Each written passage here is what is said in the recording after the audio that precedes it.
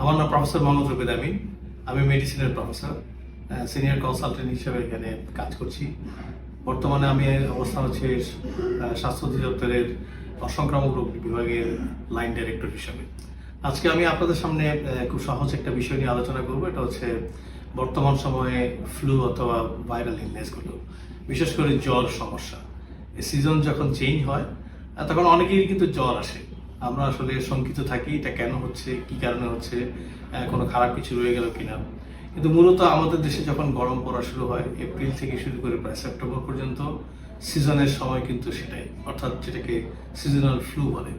তো এই সময় জ্বর যখন হবে তখন অনেকেই আসলে বিভ্রান্ত হতে পারেন যে কি কারণে জ্বর আসছে। আমি কতগুলো সহজ কথা বলি। আপনাদের যখন জ্বর আসবে আপনারা একটু খেয়াল করার চেষ্টা করেন যে প্রথম দিনে জ্বরের মাত্রাটাকে অনেক বেশি কিনা। যদি প্রথম দিনে জ্বরের মাত্রা অনেক বেশি থাকে, সাথে একটু গায়ে ব্যথা, মাথা ব্যথা, হঠাৎ আপনার সর্দি হয়ে গেল, নাক দিয়ে ক্রমাগত পানি পড়ছে, হাঁচি হয়ে যাচ্ছে, কিছুটা গলায় ব্যথা ফিল করছেন, কাশছেন, হয়তো শুকনো শুকনো কাশি, সাধারণত এই ধরনের যদি কোনো সংক্রমণ হয়ে থাকে খুব সম্ভবত আপনার হয়তো ফ্লু ইলনেস হয়েছে। ফ্লু হচ্ছে এমন একটা রোগ যেটা ভাইরাস দ্বারা হয় এবং এখানে আসলে অ্যান্টিবায়োটিক যেগুলো আমরা সচরাচর ব্যবহার করি এটার কোনো ভূমিকাই নেই। এজন্য আমাদের কাছে যখন রোগীরা আসেন আমরা এই কথাগুলো প্রশ্ন করি, যদি এই ধরনের সমস্যা থাকে আপনারা দ্রুত ডাক্তারের সঙ্গে পরামর্শ করুন, আর নিজে নিজে কোনো অ্যান্টিবায়োটিক আসলে খাবেন না। এসব ক্ষেত্রে প্যারাসিটামল জাতীয় ওষুধপত্র খাওয়া যায়, এটা 6 ঘন্টা পর পর নেওয়া যাবে 500 মিলিগ্রাম করে যদি আপনারা অ্যাডাল্ট হন। আর এটা ছাড়া সর্দির জন্য সর্দির ওষুধ, গলা ব্যথার জন্য একটু কুসুম গরম পানিতে লবণ দিয়ে কিছুক্ষণ গড়গড়া করেন। ডাক্তার সাহেব যদি মনে করেন কাশি অনেক বেশি হয়ে গেছে, হয়তো কাশির জন্য কিছু দিতে পারেন, সিরাপ অথবা ট্যাবলেট। খুব একটা সিরিয়াস কোনো রোগ না, এখানে আসলে অ্যান্টিবায়োটিক না দেওয়াই ভালো। তাহলে হয়তো আমরা অ্যান্টিবায়োটিক থেকে মুক্তি পেতে পারবো। এটা ছাড়া জ্বরের অন্যান্য কারণ আছে। অনেক ক্ষেত্রে আমাদের বাংলাদেশে টাইফয়েড ধরনের জ্বর হয়ে থাকে। এই জ্বরগুলো কিন্তু প্রথম দিনে অনেক বেশি হবে না, এটা ধীরে ধীরে বাড়বে।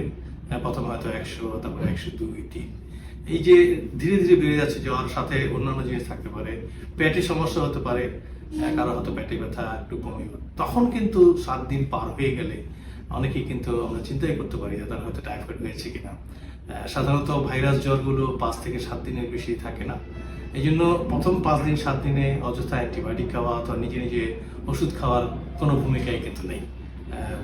শুধু একটাই পরামর্শ আপনাদের কাছে থাকবে, জ্বর হলে আপনারা নিগ্রহ করবেন না, কারণ বাংলাদেশে যখন বৃষ্টিপাত হয় জ্বরের কারণ যেমন ফ্লু হতে পারে, ঠিক একই রকম ভাবে অনেক জ্বরের কারণ কিন্তু ডেঙ্গিও হতে পারে।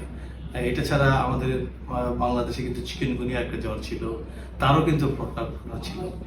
বিভিন্ন ধরনের ভাইরাসগুলো বিভিন্ন ধরনের সংক্রমণ জায়গায় করতে পারে, শুধু শ্বাসনালী না, অন্য জায়গার ক্ষেত্রেও কিন্তু ভাইরাসের সংক্রমণ হতে পারে।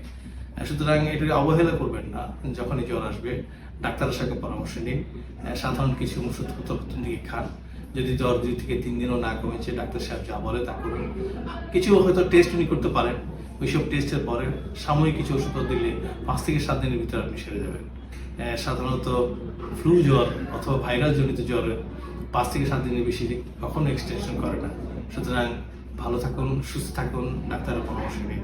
সবাইকে শুভেচ্ছা।